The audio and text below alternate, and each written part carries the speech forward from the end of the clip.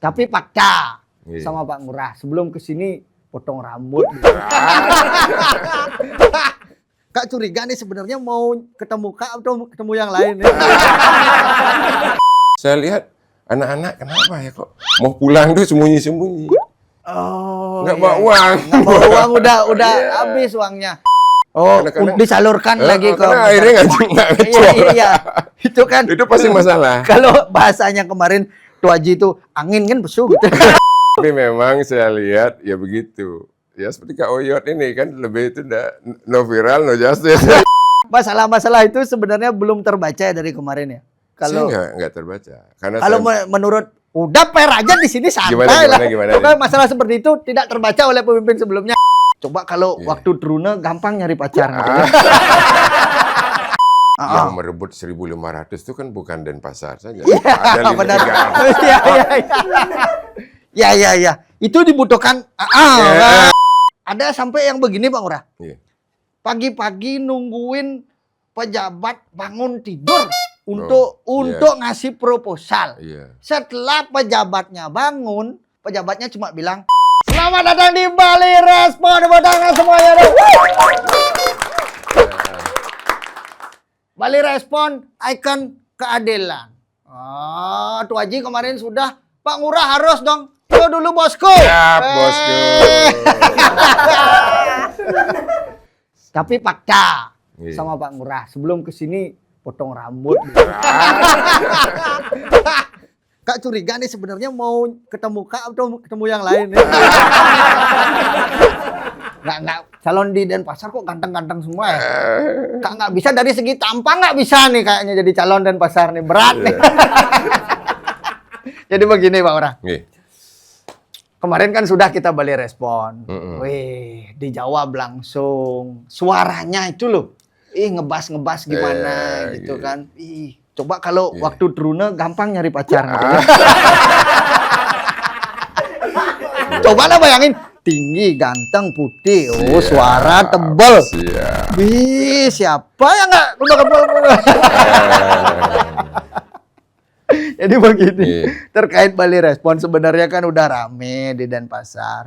Kebetulan banget Bali Respon yang dihandle oleh Pak Ngurah kemarin tuh adalah bagian parkir. Parkir. Nah, sebenarnya apa sih terjadi sama parkir? Seksi sekali kayaknya di Denpasar parkir ini.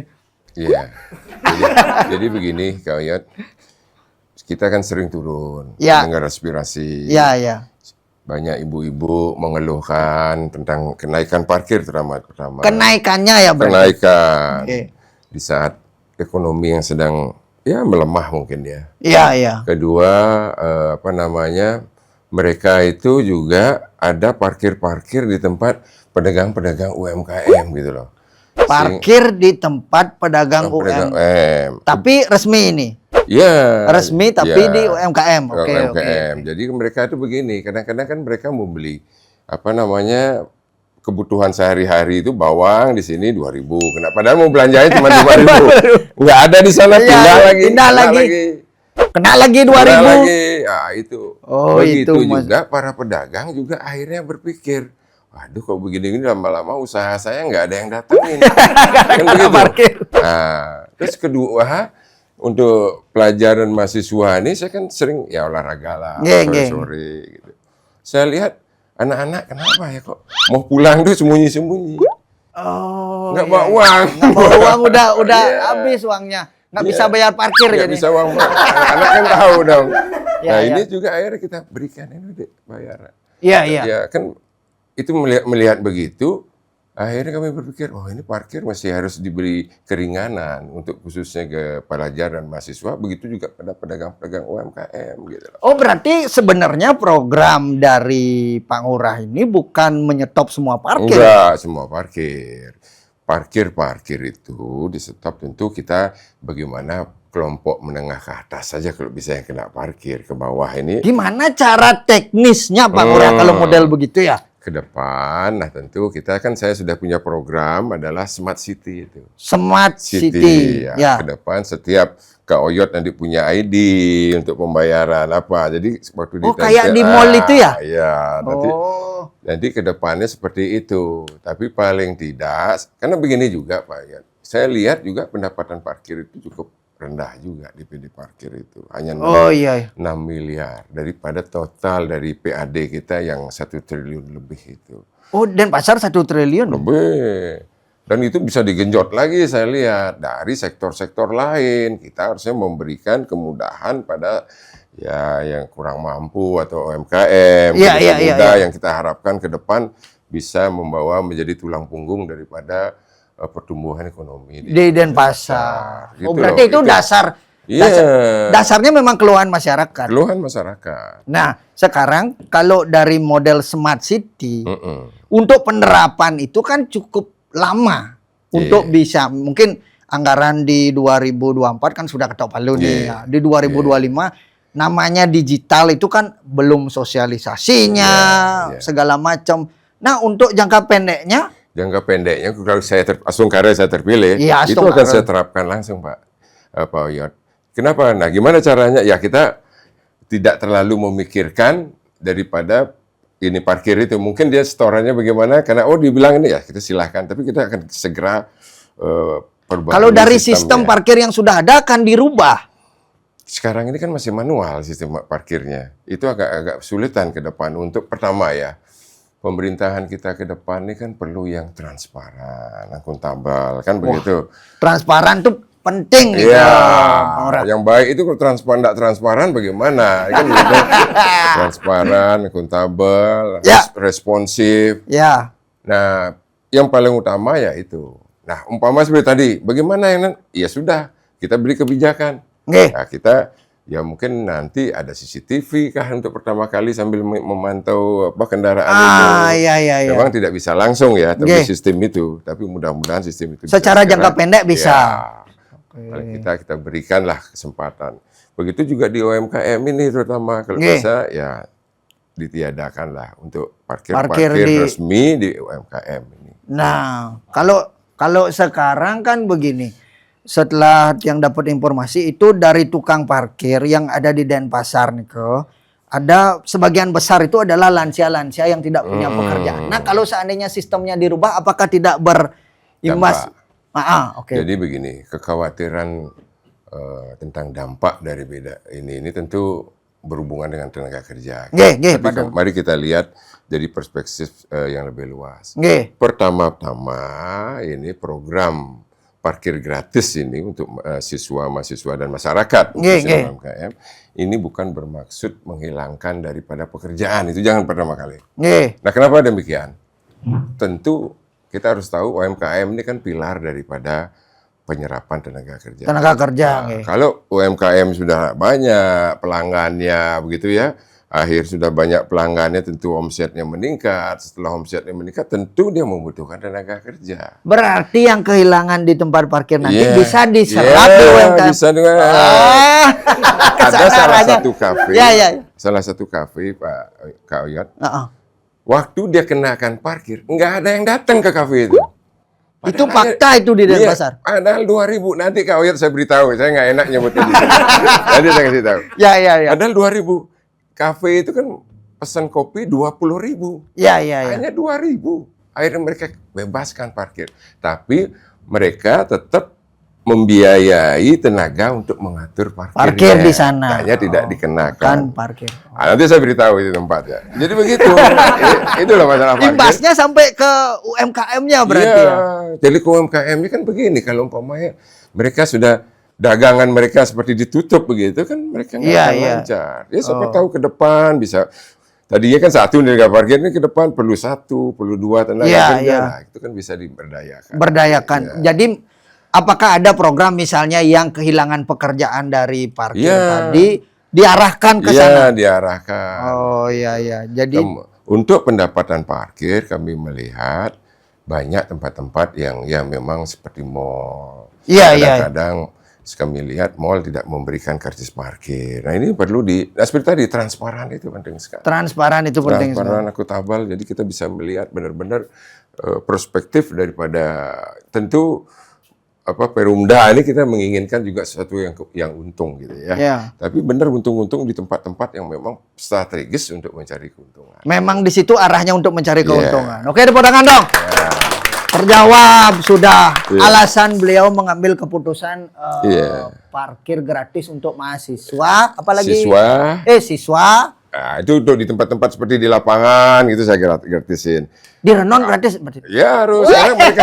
Karena mereka kan olahraga. Ya, kita mendukung lah pendidikan. Iya. Karena saya kebetulan di pendidikan, nah kita dukung supaya benar-benar harapannya kita sudah mendukung, harapannya juga jadi pelajar itu benar-benar ingin meningkatkan dirinya. Nah, begini, komunikasi seperti ini apakah tidak sempat disampaikan? Ini kita bicara Bali Respon nih. Ini loh Pak, saya nggak setuju loh Pak dengan kebijakan seperti ini. Kan bisa sewaktu menjabat dan lain sebagainya. Hal lain mungkin selain parkir. Saya jujur ini saya mendapat waktu saya mau jadi calon, jadi kita kan turun. Oh, karena baru tahu Baru tahu. Oh, bukan saya dari dulu. Oh, begitu. Tapi kalau misalnya komunikasi dari awal, hal-hal seperti kebijakan di Denpasar dan lain sebagainya kan bukan parkir saja kan. Komunikasi dengan incumbent kita bisa gitu. Saya punya hubungan baik. Tapi karena saya artinya tidak sebagai calon, kan kita kan sebagai calon saya kan turun mencari informasi sih permasalahannya. Ya kami lihat begitu, parkir, trotoar. Kalau trotoar gimana? Iya, sama juga. Nah, kebetulan saya ini kan senang Santi nih. Santi, senang Santi, ada komunitas Santi, orang-orang disabilitas yang mandiri, orang buta itu. Oh, ada komunitas begitu ya? Ada di sana. Jadi Kak Uyot bisa tanya sendiri. Nggih. Mereka protes, Pak, gimana nih? Ya, kan jalan mereka itu rusak. Di trotoar itu kan ada pemandunya. Mereka, untuk tunanetra, iya. Mereka juga komplain di lampu merah. Kalau mau nyebrang itu kan pencet. Ada pencet-pencetannya, bagaimana mereka? Mereka nggak tahu apa hijau, apa biru. Itu udah makanya karena disabilitas kan. Disabilitas. Bahaya juga berarti. Iya, makanya seorang pemimpin harus sering turun. Jadi tahu masalahnya. Jadi saya dapatkan dari bawah. Masalah-masalah itu sebenarnya belum terbaca ya dari kemarin ya. Kalau saya nggak terbaca. Karena kalau menurut udah per aja di sini santai lah. Gimana? Masalah seperti itu tidak terbaca oleh pemimpin sebelumnya. Ya. Oh, udah. Kalau terbaca pasti akan diperbaiki. Pasti akan diperbaiki. Oke. Nah, mungkin setelah saya debat mulai saya lihat ada perbaikan-perbaikan. Jadinya malah Bali Respon di sana. Baru direspon langsung di sana. Betul. Saya lihat setelah baru respon kok ada PJ, saya lihat banyak perbaikan. Tapi memang saya lihat ya begitu. Ya seperti Kak Oyot ini kan lebih itu no viral, no justice. Tapi tidak boleh terus begitu. Nggak boleh. Kemampuannya Kak Oyot paling berapa masalah kan gitu. Seharusnya kan aware lah. Siapapun itu. Nah, kembali. Tapi baik ada Kak Oyot ini. Jadi masyarakat hanya menunggu itu sekarang. Publik itu menunggu ya seperti itu. Udah viral pasti selesai. Seperti trotoar udah viral. Udah mulai. Coba lihat sekarang. Udah mulai ada perbaikan. Nah sekarang begini, sudut pandang seorang Pak Ngurah nih terkait Bali Respon. Kan kita tahu bahwa Bali Respon ini benar-benar ada di dua sisi. Jadi kan opini negatif tetap ada. Makanya dibilang ini calonnya langsung dah yang bicara bahwa wah Kak Onyot lagi ke sana dan lain sebagainya. Dan dari sisi Pak Ngurah sendiri, apakah Bali Respon ini akan bermanfaat untuk masyarakat? Di Bali Respon akan bermanfaat kalau dia tetap ada di tengah. Itu penting sekali. Kenapa? Karena Bali Respon akan menyuarakan suara masyarakat. Itu penting sekali karena Bali Respon ini sudah menjadi sesuatu yang didengar oleh masyarakat.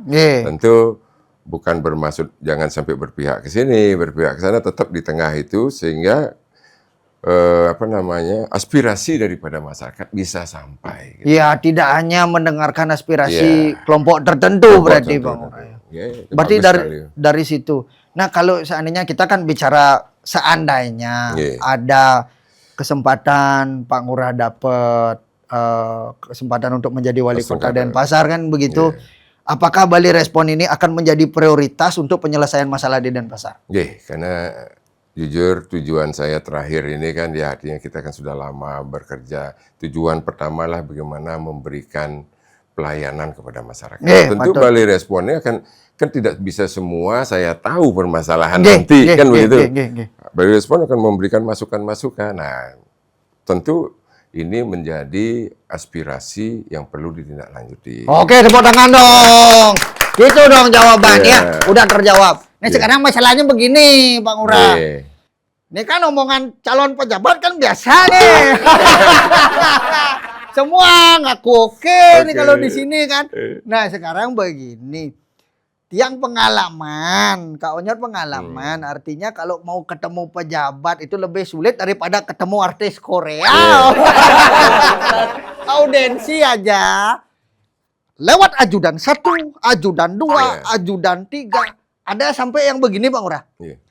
Pagi-pagi nungguin pejabat bangun tidur untuk ngasih proposal. Setelah pejabatnya bangun, pejabatnya cuma bilang, beli ajudan titip. Kan dia konslet.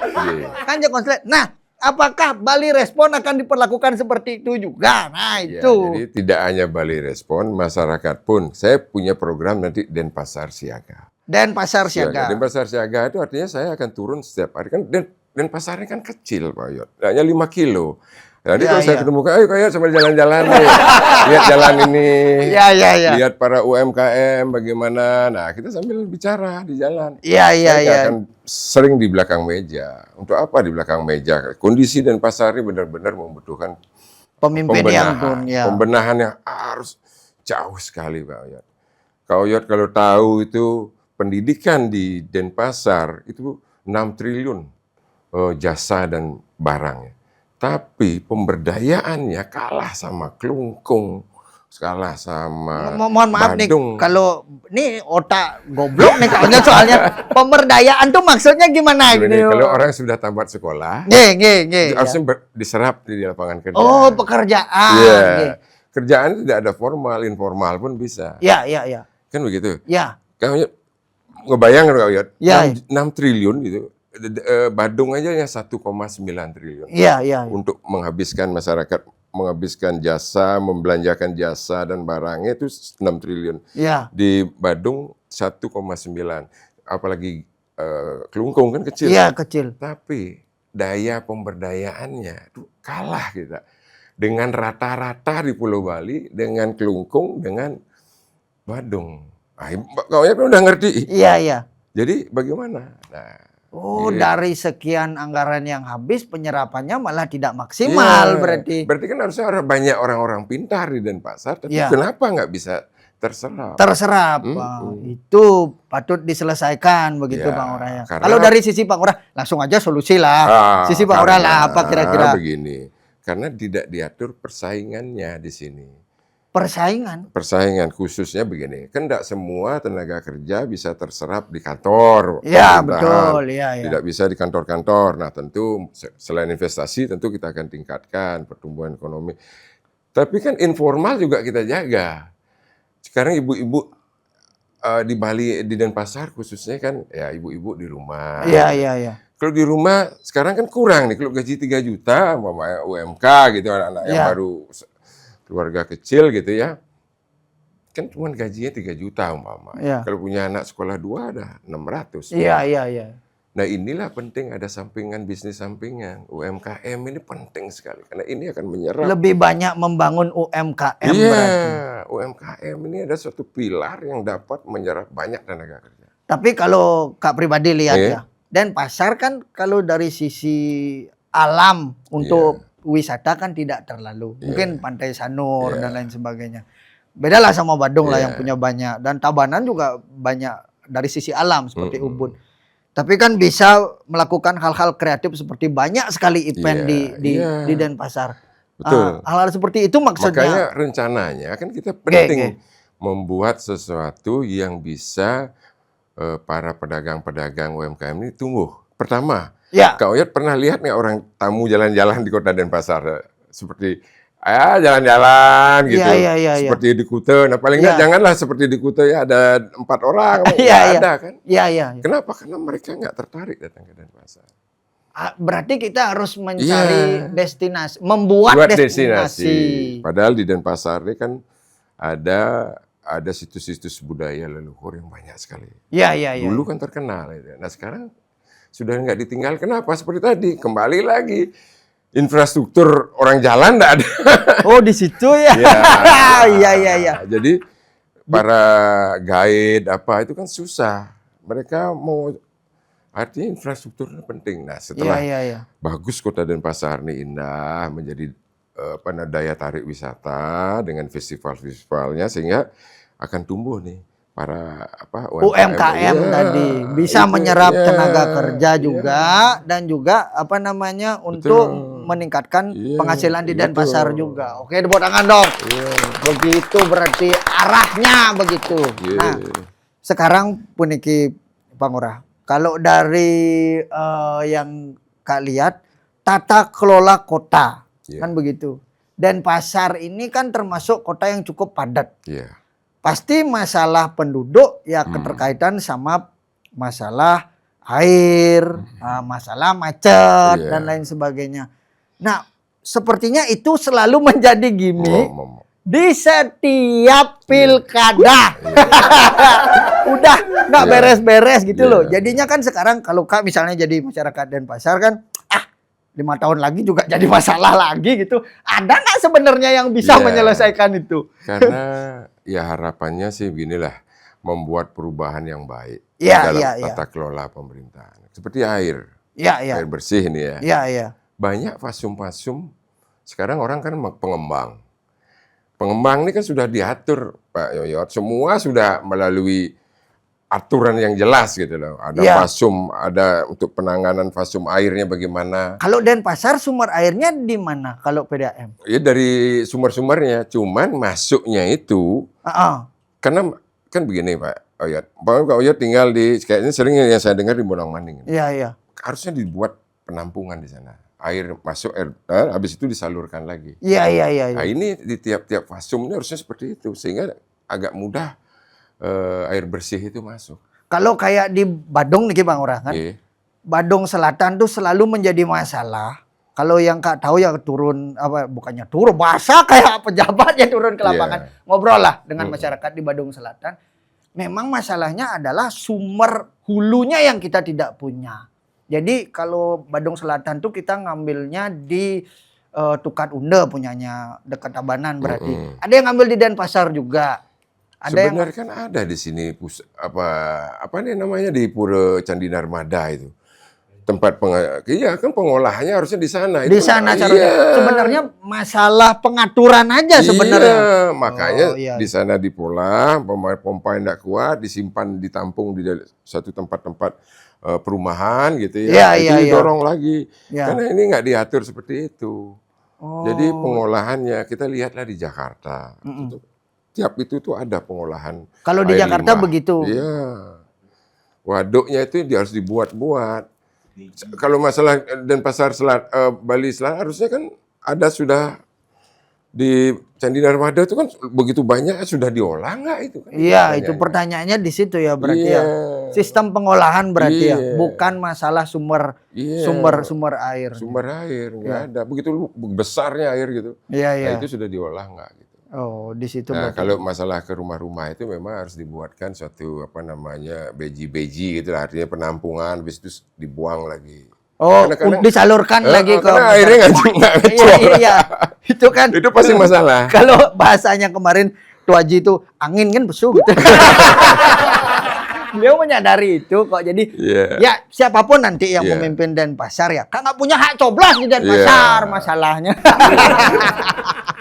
Tapi siapapun nanti memimpin Denpasar semoga kedepannya bisa menyelesaikan masalah Yeah. fundamental tuh masalahnya Yeah. air, jalan Jalan. gitu, ya kan? Nah sekarang terkait dengan Bali Respon kembali, kita mendalami. Terima kasih sekali.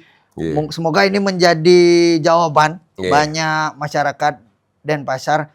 Dikit-dikit aja yang terjawab di debat kan kan Yeah, Pak Ora. di sini Sekarang bisa saya terangkan ditebalkan lagi, dijelaskan lagi Yeah. bahwa di Dan Bali kemacetan juga Pak, saya perhatikan kan. kemacetan problem. apa Aduh, solusi? Pusing nih ke kemacetan. Begini Pak, jadi ada juga semestinya setiap ada kemacetan ada pegawai dishub di sana, gitu. Selama ini belum. Belum ada, karena ada yang sistemnya manual, merah gitu. Iya iya. Polisi kadang-kadang kan ngubungin, tapi kadang-kadang nggak Ya. mau datang. Nah ini pentingnya disiplin dan penegakan yang tegas supaya bisa menyelesaikan permasalahan itu. Nah sekarang kalau misal ada macet di mana nih, ini lah lampu merah kan, orang lempar di Bali Respon, kan otomatis Yeah. yang bisa ngubungi Pak Ngurah apakah langsung bisa ditangani kalau Ya, san kalau ke depan untuk jangka pendek ini tentu Ya. orang harus dishub itu harus ada di sana. harus ada di sana. Setiap di mana titik-titik itu macet itu harus ada di sana. Jadi solusi Itu infrastruktur yang jangka pendek ya. jangka pendek. Kalau ke depannya, maka hubungan pusat daerah ini kan penting adanya satu jalur ini. Kenapa? Karena buat underpass itu cukup mahal, 300 miliar. Underpass itu 300 miliar. Memerlukan anggaran dari Iya. dari pusat. Itulah Karena kalau kenapa kita sekarang kita Denpasar, bahasa ya. satu jalur itu sering kita dengar ya kan. Itu Nah. bagusnya. Jadi semua untuk pembangunan jangka panjangnya tentu underpass supaya Iya. kemacetan terurai. Nah, karena ngomongin satu jalur nih. Kalau dari sisi seorang Pak Ngurah, satu jalur itu impact-nya sangat membantu nggak kalau seandainya untuk perbaikan infrastruktur, anggaran dari pusat? Jelas. Karena saya jujur, saya ditugaskan Kak Unyat. Saya ditugaskan untuk ikut dalam Pilkada, Pilwali ini. Tentu lebih mudah kita. Banyak kan program-programnya pusat itu. Pelabuhan Sanur, Iya. kesehatan di KIK, kesehatan itu, Iya. Pasar Badung. Iya. Nah, tentu kalau Kak Ayat tahu, pusat itu mengelola anggaran 3.600 triliun. 3.600 triliun. Bali itu hanya Denpasar hanya 2,7. 2,7 triliun. Ya, belum lagi dari potong-potong kan tinggal Iya. haknya tinggal sedikit. Tentu dari 3.600 ini menjadi kementerian lembaga 1.200, Iya. ditransfer ke daerah 900, kan baru 21, lagi 1.500 ini yang direbut untuk membangun infrastruktur di daerah. di daerah. Oh iya. Dan kami lihat Bali ini adalah jendela daripada Indonesia. Iya. Kan begitu. Kalau macet mau ada tamu gitu kan, wah. Iya, kan jadinya jelek juga nama Indonesia. Iya. Oh, nah sekarang begini. Kita bicara kalau satu jalur. Iya. Nah, sekarang kan Pak Ngurah tahu nih soal karakter dari mohon izin Bapak Presiden Prabowo kan. Kita bicara kalau misal tidak satu jalur, apakah seorang Bapak Presiden Prabowo tega nggak memberikan bantuan? Kalau dari sudut pandang Pak Ngurah sendiri. Ya tentu bukan bagaimana yang merebut 1.500 itu kan bukan Denpasar saja. Ada Benar. 300. Iya. Itu dibutuhkan. Oh iya. Ada berapa itu kabupaten kota? Ya, tapi kalau bahasa tadi sebagai jendela, misalnya nih Pak Prabowo pengen bikin event di Denpasar. Coba aja lihat Pak. Ya. Waktu ada event itu jalan tol laut itu, Ya. ada acara apa sih Pak? Oh gitu. Iya kan? Berarti ada tol laut itu kita, terus habis itu banyak lah yang menyebabkan event-event itu menyebabkan wah cepat ada proyek ini diselesaikan gitu. Oh, karena ada kepentingan pusat juga. Kepentingan pusat untuk internasional. Untuk internasional. Iya. Oh, begitu. Itu biasanya begitu. G20 mau ada nih. Wah, saya mau ke Denpasar. Saya bikin ini. Gitu.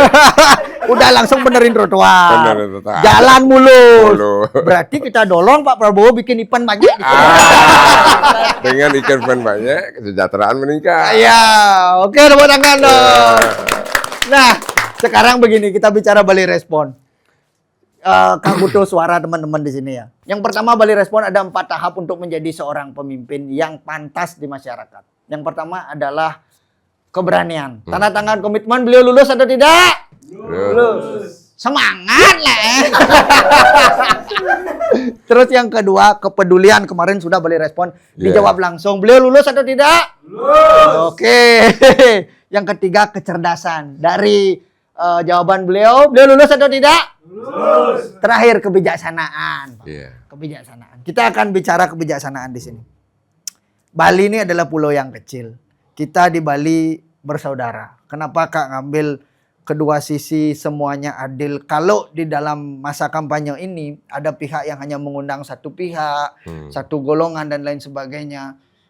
Artinya memang satu itu aja yang di branding, dari satu sisi aja yang di branding.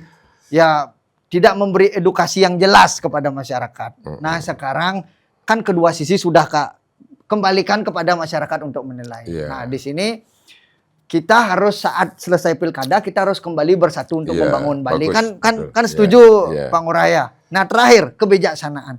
Kalau seandainya Astungkara ada jalan Tuhan, Pak Ngurah diberikan kesempatan untuk memimpin Denpasar kan gitu. Apakah Pak Ngurah dengan euforia kemenangan, sudah susah payah dapat menang, mau mendatangi yang kalah dan mengajak untuk bangun Bali bersama-sama. Dan Kak jadi saksi di sana. Ya, begini Kak. Saya juga mempunyai tokoh. Gitu tokoh, ya. Salah satu Pak Jokowi. Ya. Kedua Prabowo. Ya, nah, ini tentu kita lihatlah mereka. Iya, betul kita sekali. Ingin membangun Bali ini, Denpasar ini kan bukan untuk gagah-gagahan. Kita ingin membangun semua. Tentu kita ingin ke sesuatu yang saling mengisi lah ke depan. Karena tidak bisa kalau kita ribut itu sulit. Tentu kami akan Astungkara saya terpilih, saya akan mendatangi dan mengajak untuk ikut membangun kota Denpasar ini. Kak sebagai saksi di sana. Siap. Tos dulu tos. Ya kan. Dari sisi kebijaksanaan bagaimana, lulus nggak?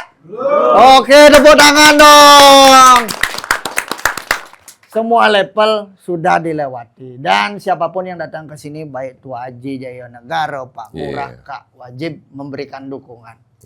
Jadi untuk seluruh masyarakat Denpasar, hari ini kalian sudah bisa menilai lewat Bali Respon. Kembali, bukan soal omon-omon, bukan soal siapa yang lebih pintar, siapa yang lebih punya pengalaman, siapa yang didukung oleh pusat, siapa yang udah bagi bantuan. Nggak ada di situ di Bali Responnya, nggak ada. Poinnya adalah karakter seorang pemimpin. Jadi kalau masyarakat Denpasar percaya kepada Pak Ngurah, silakan berikan dukungan nanti tanggal 27. Oke. Dan jangan sampai tidak datang tanggal 27. Ya.